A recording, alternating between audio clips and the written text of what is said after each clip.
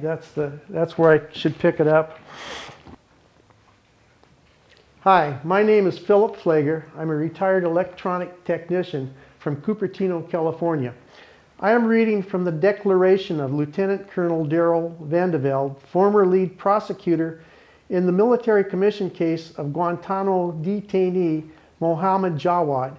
Vandevelde removed himself from the case on ethical grounds, submitted his sworn statement in support of Jawad's habeas corpus petition on January 12, 2009, which was filed by the ACLU. I, Daryl Vandevelde, declare as follows. I am a lieutenant colonel in the Judge Advocate General Corps. Since the September 2001 attacks, I have served in Bosnia, Africa, Iraq, and Afghanistan. My awards include the Bronze Star Medal, the Iraq Campaign Medal, and 2 Joint Meritorious Unit Awards. I offer this declaration in support of Mohammed Jawad's petition for habeas corpus. I was the lead prosecutor assigned to the military commission's case against Mr. Jawad until my resignation in September 2008. Initially, the case appeared to be as simple as the street crimes I had prosecuted by the dozens in civilian life, but eventually I began to harbor serious doubts about the strength of the evidence. Mr. Jawad was alleged to have thrown a grenade at U.S. troops, but the victims of the attack had not seen the attacker. At least 3 other Afghans had been arrested for the crime and had subsequently confessed, casting considerable doubt on the claim that Mr. Jawad was solely responsible for the attack. And I learned that the written statement characterized as Jawad's personal confession could not possibly have been written by him because Jawad was functionally illiterate and could not read or write. The statement was not even in his native language. I also found evidence that Mr. Jawad had been badly mistreated by U.S. authorities both in Afghanistan and Guantanamo. Mr. Jawad's prison records referred to a suicide attempt, a suicide in which he had sought to accomplish by banging his head repeatedly against one of his cell walls.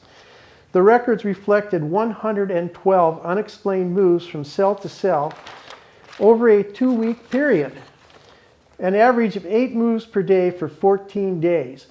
Mr. Jawad had been subjected to a sleep deprivation program known as the frequent flyer program. I lack the words to express the heart sickness I experienced when I came to understand the pointless, purely gratuitous mistreatment of Mr. Jawad by my fellow soldiers. It is my opinion, based on my extensive knowledge of the case, that there is no credible evidence or legal basis to justify Mr. Jawad's detention in the U.S. custody or his prosecution by military commission. Holding Mr. Jawad for 6 years with no resolution of this case and with no terminus in sight is something beyond a travesty. I have taken an oath to support and defend the Constitution of the United States, and I remain confident that I have done so, spending over 4 of the past 7 years away from my family, my home, my civilian occupation, and all without expectation of or desire for any reward greater than the knowledge that I have remained true to my word and have done my level best to rise to our nation's defense in its time of need. I did not quit the military commissions or resign. Instead, I personally petitioned the Army's Judge Advocate General to allow me to serve the remaining 6 months of my 2-year voluntary obligation in Afghanistan or Iraq. In the exercise of his wisdom and discretion, he permitted me to be released from active duty. However, had I been returned to Afghanistan or Iraq, and had I encountered Mohammed Jawad in either of those hostile lands, where 2 of my friends have been killed in action, and another one of my very best friends was terribly wounded, I have no doubt at all, none, that Mr. Jawad would pose no threat whatsoever to me, his former prosecutor and now repentant persecutor.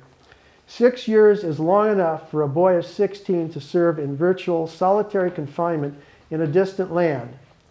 For reasons he may never fully understand, Mr. Jawad should be released to resume his life in a civil society.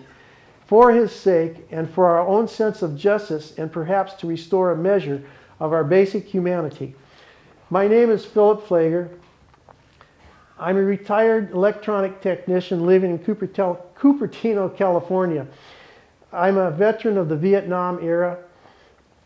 I am presently chapter contact for Veterans for Peace, Chapter 101 in San Jose, California.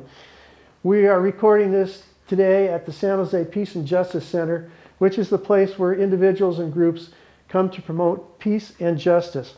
It's important to reckon with torture because the United States needs to stop torture.